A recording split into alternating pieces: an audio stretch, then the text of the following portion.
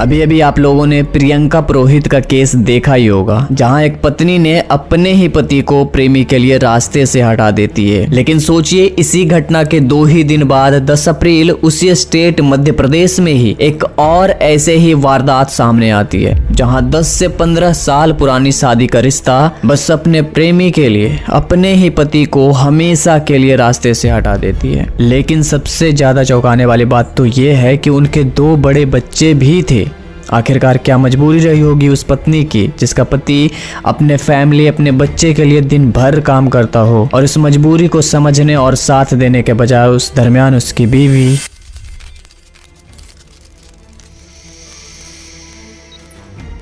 अब इस कहानी को आगे बढ़ाने से पहले जरूरी है कि आप इस केस में शामिल सभी लोगों को समझ लें, ताकि आगे की कहानी आपको अच्छे से समझ आए। तो इस इंसिडेंट में शामिल हैं धनराज नाथ, धापू बाई, पंकज चौधरी। अब जब आप इस कहानी के सभी किरदारों को समझ चुके हैं तो आइए चलते हैं उस दिन की तरफ जब ये सब कुछ शुरू हुआ। मेरे पापा 10 तारीख रात के 8:30 बजे गांव में गए थे पंकज चौधरी की गाड़ी लेके। वो घर आए, हमको ये पता नहीं कि वो घर कब आए, पर वो पंकज चौधरी के साथ कुएं पे गए थे। मेरे पापा मिले ही नहीं, हमको कल पता चला कि उनको वहाँ गाड़ रखा कुएं पर, पंकज चौधरी के कुएं पे। उन दोनों को फांसी होनी चाहिए, उनके घर अब भी हाल वहाँ लड़ने चाहिए, इतना सा भी बचना चाहिए सर। उनके घर वो ना बिल्कुल धूल के समान होने चाहिए उनकी। 10 अप्रैल 2026 रात लगभग 8:40 मध्य प्रदेश के मंदसौर जिले में जब ये पूरी कहानी धीरे धीरे एक खतरनाक मोड़ लेने लगती है। उस दिन धनराज नाथ अपने घर से बाहर जाते हैं। बताया जाता है कि वो अपने दोस्त पंकज के साथ कहीं गए थे, लेकिन उसके बाद वो कभी घर वापस नहीं लौटते हैं। शुरुआत में घर वालों को लगा कि शायद किसी काम से रुक गए होंगे, लेकिन जैसे जैसे समय बीतता गया घर में बेचैनी से बढ़ने लग गई थी। फोन लगाया जाता है लेकिन कोई जवाब नहीं आता। रात बीत जाती है, अगला दिन भी निकल जाता है, लेकिन धनराज का कहीं कोई पता नहीं चलता। अब घर का माहौल पूरी तरह बदल चुका था। हर कोई परेशान था, हर किसी के मन में एक ही सवाल था, आखिर धनराज गए कहाँ। और यहीं से इस कहानी की शुरुआत होती है।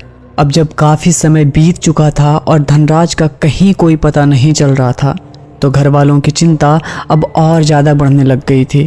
पहले तो उन्होंने खुद ही इधर उधर ढूंढने की कोशिश की, रिश्तेदारों से पूछा, आसपास के लोगों से पता किया, लेकिन कोई भी जानकारी नहीं मिल पाई। पूरा एक दिन बीत गया, फिर भी धनराज घर वापस नहीं आए। अब मजबूरी में परिवार वाले पुलिस स्टेशन पहुंचते हैं और वहां गुमशुदगी की रिपोर्ट दर्ज कराई जाती है। लेकिन यहाँ एक बात और ध्यान देने वाली है, जो पंकज था जिसके साथ आखिरी बार धनराज को देखा गया था, वो भी साथ में मौजूद था और वो खुद को बहुत चिंतित दिखा रहा था। वो बार बार यही कह रहा था, हम भी ढूंढ रहे हैं, हमें भी कुछ समझ नहीं आ रहा है। लेकिन पुलिस को कुछ बातों पर शक होने लगता है, क्योंकि उसके जवाब साफ नहीं थे, बातों में थोड़ा उलझाव था, और सबसे बड़ी बात, घर वालों को भी कुछ अजीब लगने लग गया था। और तभी पुलिस एक सीधा सवाल करती है, क्या आपको किसी पर शक है? तो सब चुप थे। लेकिन तभी धनराज की बेटी आगे आती है और वो जो कहती है वो इस पूरे केस का सबसे बड़ा मोड़ बन जाता है। वो कहती है, मुझे शक है मेरी मम्मी पर और पंकज अंकल पर। और बस यहीं से मामला सिर्फ गुमशुदगी का नहीं रहता, बल्कि एक खतरनाक साजिश की तरफ बढ़ने लगता है। अब जब बेटी ने अपनी ही माँ और पंकज पर शक जताया तो पुलिस भी अब पूरी तरह सतर्क हो चुकी थी। शुरुआत में पुलिस को ये बात थोड़ी अजीब जरूर लगी थी, क्योंकि कोई बेटी अपनी ही माँ पर इतना बड़ा आरोप कैसे लगा सकती है, लेकिन फिर भी पुलिस इस एंगल को नज़रअंदाज नहीं करती। अब शुरू होती है असली जांच। पुलिस सबसे पहले पंकज को अलग से बैठाकर पूछताछ करती है। शुरुआत में पंकज खुद को पूरी तरह मासूम दिखाने की कोशिश करता है। वो बार बार यही कहता, मुझे कुछ नहीं पता, मैंने उससे घर छोड़ दिया था। लेकिन जब पुलिस उसके कॉल डिटेल्स निकालती है तो वहां से एक बड़ा खुलासा होता है। पता चलता है पंकज और धापूबाई के बीच लगातार बातचीत हो रही थी, वो भी देर रात तक। अब पुलिस को साफ समझ आने लगता है कि मामला सिर्फ दोस्ती का नहीं, यहाँ कुछ और चल रहा है।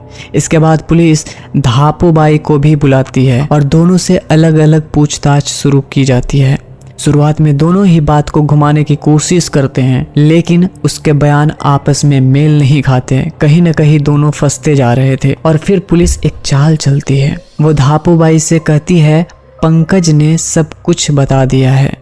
ये सुनते ही धापूबाई घबरा जाती है और कुछ ही देर में रोते हुए पूरी सच्चाई बताना शुरू कर देती है कि उसका और पंकज का अफेयर चल रहा था और यहीं से इस केस का सबसे बड़ा राज धीरे धीरे खुलने लगता है। अब जब धापूबाई ने अपना अफेयर कबूल कर लिया तो पुलिस के सामने एक नया सवाल खड़ा हो जाता है, आखिर धनराज के साथ क्या हुआ? और यहीं से कहानी और ज़्यादा खतरनाक हो जाती है। धापूबाई बताती है कि उसका और पंकज का रिश्ता काफ़ी समय से चल रहा था, लेकिन अब सबसे बड़ी परेशानी बन चुका था उसका पति, क्योंकि धनराज को धीरे धीरे शक होने लगा था। घर में झगड़े बढ़ने लग गए थे, सवाल उठने लग गए थे और इसी डर से धापूबाई ने एक बड़ा फैसला ले लिया, अब इसे रास्ते से हटाना पड़ेगा। इसके बाद दोनों मिलकर प्लान बनाते हैं। पहले सोचते हैं एक्सीडेंट का नाटक करेंगे, लेकिन उसमें पकड़े जाने का खतरा था। फिर फैसला लिया जाता है किसी और को इसमें शामिल नहीं करेंगे, खुद ही इस काम को अंजाम देंगे। अब 10 अप्रैल की रात के लिए पूरा प्लान तैयार हो जाता है। धापूबाई ने अपने पति को बहाने से बाहर लेकर जाती है, कहती है चलो थोड़ा बाहर चलते हैं, घूमते हैं। और वहीं पंकज पहले से इंतजार कर रहा होता है। तीनों साथ में निकलते हैं, लेकिन इसके बाद जो होता है वो पहले से तय था। धापूबाई ने पहले ही खाने में कुछ मिला दिया था ताकि धनराज को बेहोश किया जा सके, और जैसे ही वो कमज़ोर पड़ता है वहीं उसका काम खत्म था। लेकिन कहानी यहीं ख़त्म नहीं होती, क्योंकि असली खौफ इसके बाद शुरू होता है। धनराज को रास्ते से हटाने के बाद अब सबसे बड़ा सवाल था सबको ठिकाने कैसे लगाया जाए, और यहीं पर पंकज एक खतरनाक प्लान बनाता है। वो पहले से ही अपने खेत में एक गड्ढा खुदवाता है, लेकिन यह गड्ढा हाथों से नहीं बल्कि जेसीबी से खुदवाया जाता है ताकि बाद में किसी को कोई शक न हो।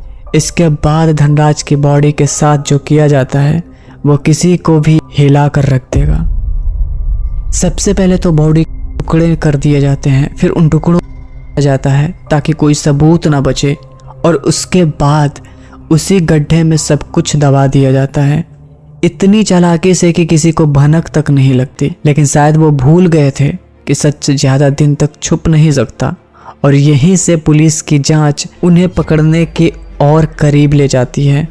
अब जब पुलिस को पूरा शक हो चुका था और धापूबाई भी काफ़ी हद तक सच बता चुकी थी, तो अगला कदम था सच को साबित करना।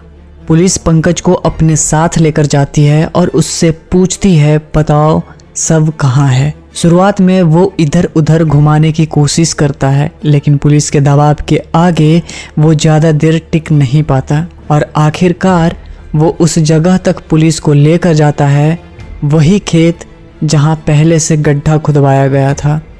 जैसे ही वहाँ खुदाई शुरू होती है, धीरे धीरे सच जमीन के नीचे से बाहर आने लगता है, और जो सामने आता है वो बेहद दर्दनाक होता है। पुलिस को मानव का अवशेष मिलते हैं और यहीं से ये पूरी कहानी सच साबित हो जाती है। इसके बाद पुलिस तुरंत धापूबाई और पंकज को गिरफ्तार कर लेती है और दोनों के खिलाफ सख्त धाराओं में मामला दर्ज किया जाता है। लेकिन इस घटना ने सिर्फ एक परिवार ही नहीं तोड़ा, बल्कि पूरे इलाके को हिलाकर रख दिया है, क्योंकि एक पत्नी अपने ही पति के साथ इतना खौफनाक खेल खेल सकती है, ये किसी ने सोचा भी नहीं था।